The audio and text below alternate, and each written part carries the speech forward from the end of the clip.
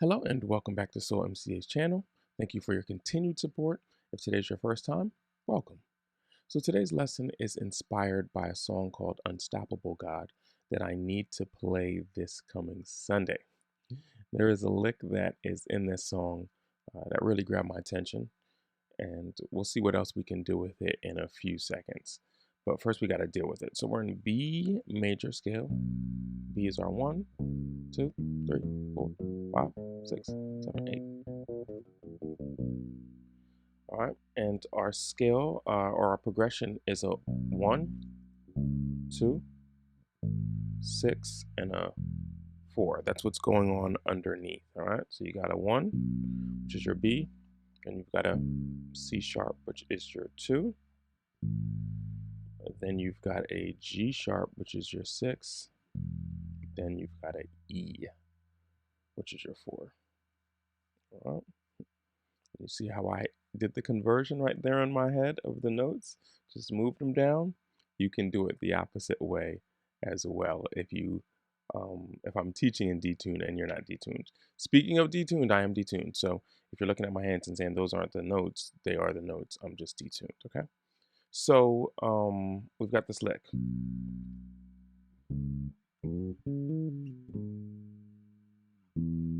All right, and all it is really simple at its core. It just sounds good because of the placement and the slurring that's going on. So right after the 2, so 1, 2, right after that, you're sliding into the 5. All right, that's a 2, 3, 2, 1, 6. And then eventually we'll resolve on the 4, which is the last note of the progression. All right, so let me give that to you one more time. We've got 1, 2, slide into the 5, 2, 3, 2, 1. Notice how I slide down there. 6, and then 4.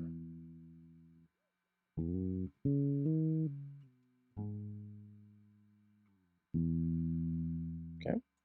So when I slide, I use that same first finger to get, so I slide into that 5 on my D string. I use that same first finger to slide into the G. Then I hammer on. I actually use my third finger to hammer on. Pull off. Let me do that.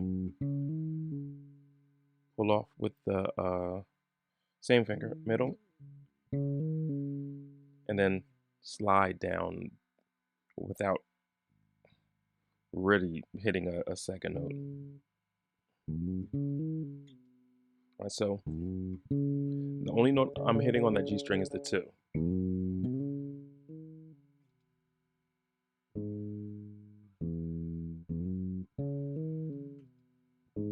It's the 6, 4. So then I started playing with it like, well, how can I extend this lick a little bit or do some more with this lick, or how can I make this lick a usable lick? And that can be used in other places or for other songs. And in this particular case, what's happening is the bass player is looking to connect the 2 and the 6, the second note in the progression and the third note in the progression. So he's looking to go, he wants to connect that note right there to this note and then finally resolve here. So we get that. That's our 6 right there and our resolve. So knowing that, we say, okay, that's how we can do it from a 2 to a 6. Well, how could we get it from a 2 back to a 2? Glad you asked. Let's hear an example of that.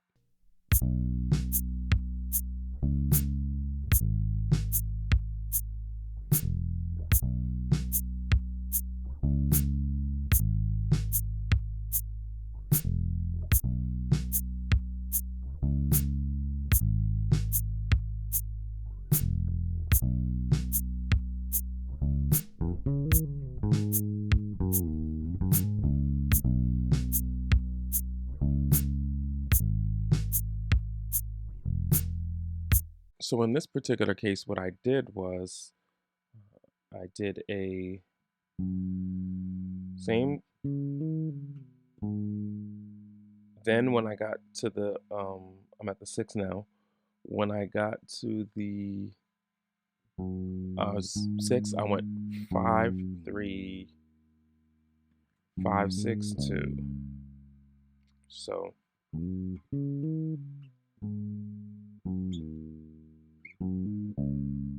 and that gets me right back to the 2. Because remember, this lick is over the 2, even though it's really starting on the 5. This really gets introduced on that slide to the 5.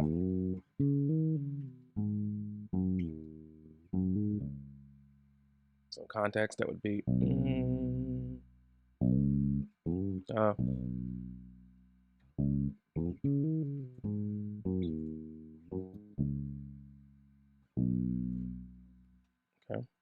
So in that particular case, playing it here, I used the 2 and ignored moving to the 6, kind of played over the 6, played over the 4, and then resolved it back at the 1, okay, instead of at the 4. So then what if we want to use it from a 1 going to a 1? Let's talk about that. But first, let's see an example.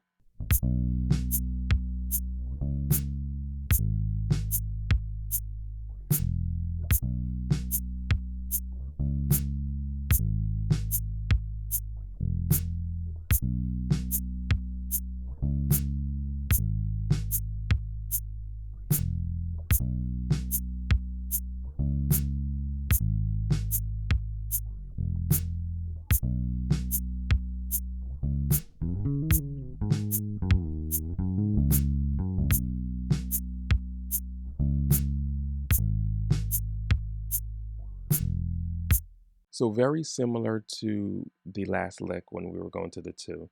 And I kind of just added an extra note. A lot of this is going to depend on how long you wait before you move in. During the open spaces, while I'm just waiting to get back to the 1, I could have done a number of things. But it's the same concept of sliding into that 5, 2, 3, 2, 1, 6. Then we go back to that 5, 3, 5, 6, 2, and we could go straight to the 1, or I think in my case I did a 5, 1.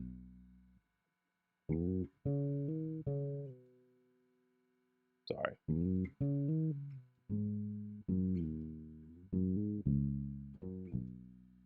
Okay, but there's a million ways you could have done it, a million things that you could have done, and you could just keep going on. If you want to go over the bar fill, you could do something too. Just whatever comes to your head.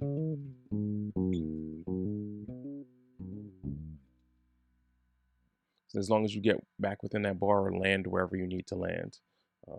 Play with the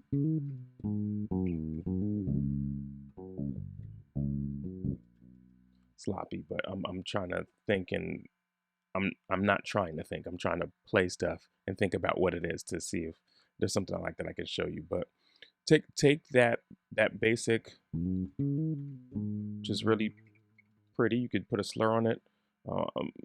Bunch of stuff you can do. Take it and try to expand it. Try to make it your own. That's what licks are about.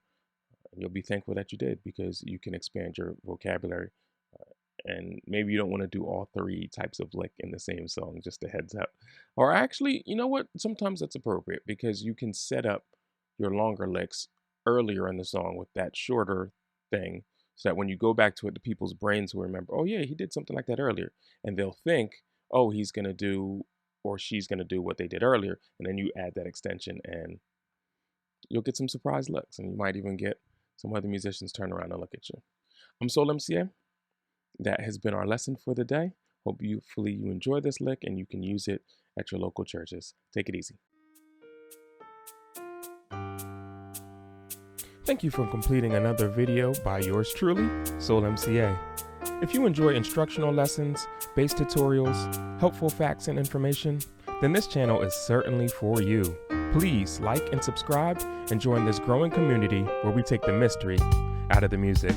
Remember, the good musicians get the gigs, but the cocky ones don't keep them. Check out one of my other videos here, and we'll see you next time.